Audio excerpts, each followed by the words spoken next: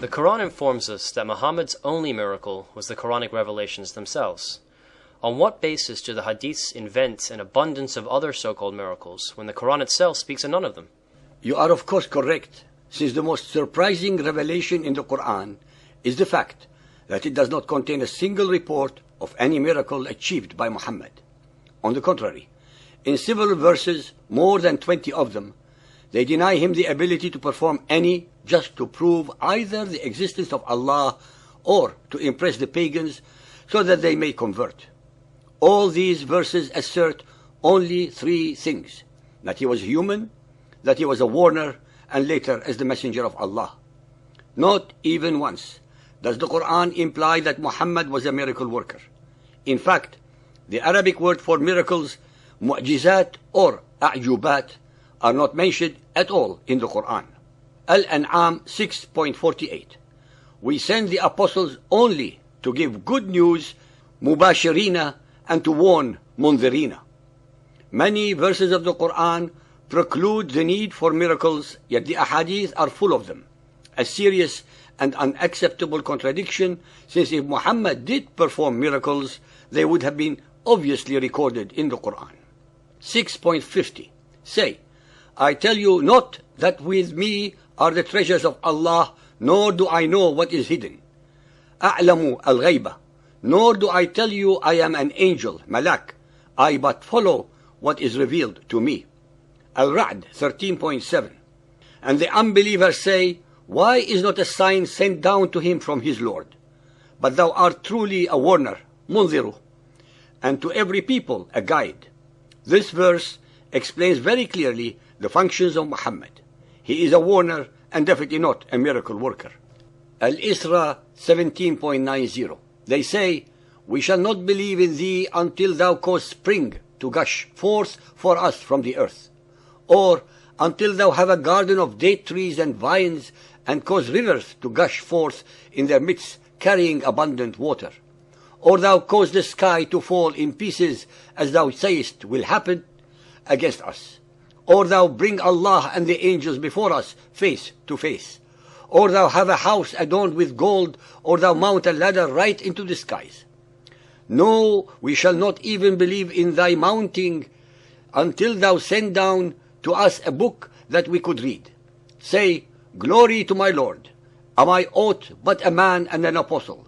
What kept men back from belief when guidance came to them was nothing but this. They said, has Allah sent a man like us to be his apostle, Rasulah? The demand by the Qurayshites for miraculous proofs is understandable both from the cultural and psychological points of view. They could not accept that a mere human being, a less than equal to their nobility, could claim such superiority as Muhammad did. They needed tangible and clear proofs that Allah was on his side as he claimed. Al-Kahf 18.110. Say, I am but a man like yourselves, but the inspiration has come to me, yuha ilayya, that your God is one God. Muhammad denies his need to demonstrate miracles because he only gets inspiration. Sahih al-Bukhari Hadith 1.454, narrated by Anas bin Malik.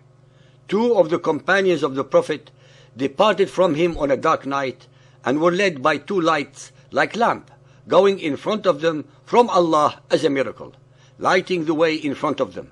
And when they parted, each of them was accompanied by one of these lights till he reached their respective houses.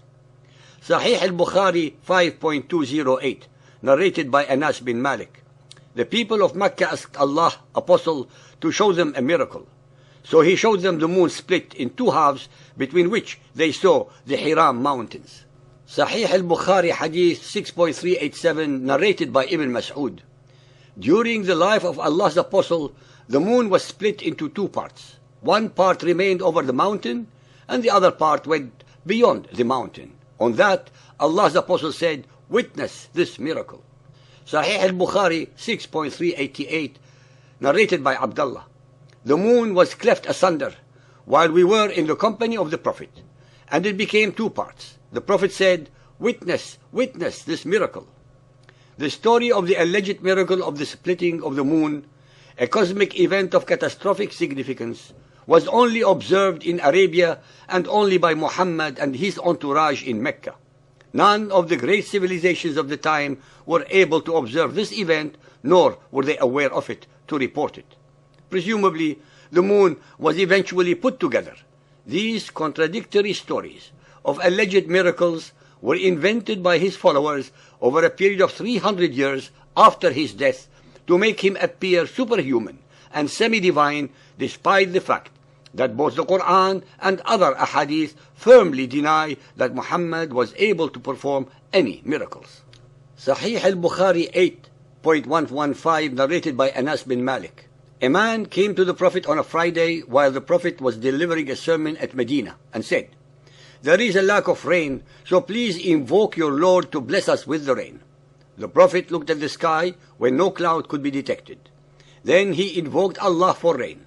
Clouds started gathering together, and it rained till the Medina valleys started flowing with water. It continued raining till the next Friday. Then the man, or some other man, stood up while the Prophet was delivering the Friday sermon and said, "We are drowned. Please invoke your Lord to withhold the rain from us." The Prophet smiled and said twice or thrice, "O Allah, please let it rain round about us and not upon us." The clouds started dispersing over Medina to the right and to the left, and it rained round about Medina and not upon Medina. Allah showed them, the people, the miracle of His Prophet and his response to his invocation. Sahih al-Bukhari 9.379 and 6.504 narrated by Abu Hurairah. The Prophet said, "There was no prophet among the prophets, but was given miracles because of which people had security or had belief. But what I was given was the divine inspiration which Allah revealed to me. So I hope that my followers will be more numerous than those of any other prophet on the day of resurrection." This admission by Muhammad shows clearly that he was not party to any miracles, which is contrary to all the lies that were concocted about him by his followers after his death. If the above alleged miracles did occur, the ahadith then contradict all the verses of the Quran that deny Muhammad performing any miracles whatsoever. In fact, the Quran asserts that the only miracle that Muhammad needed as proof to his followers are the Quranic verses themselves. While the events of the Exodus and all the miracles that the Israelites witnessed were collective in daylight and night and beheld by the whole people, not a single alleged miraculous event in the life of Muhammad was witnessed by any other beside him, not his wife Khadija, nor Aisha, nor any of his other immediate male or female followers. Another incredible difference is the fact that the miracles of Moses were forewarned while those of Muhammad, the ayat, were afterthoughts. For example, before any of the miracles befell Egypt, Pharaoh was warned of exactly what was going to befall his country if he refused God's commands. In the case of Muhammad, no such forewarnings are mentioned. Almost every so-called miracle occurred in the dead of night, without any other witnesses from his first encounter with the alleged angel Gabriel through to his second and subsequent encounters over a period of 23 years. Nor were there any witnesses to his alleged physical night flight to Jerusalem, in spite of the fact that his wives denied that he left their side on this occasion. The same Muhammad that the Quran asserts were given no signs, miracles, except the words of the Quran itself, was transformed by his followers into a man performing astounding miracles in their ahadith, not one of which is based on reality or fact, and all of which are contradicted by the Quran.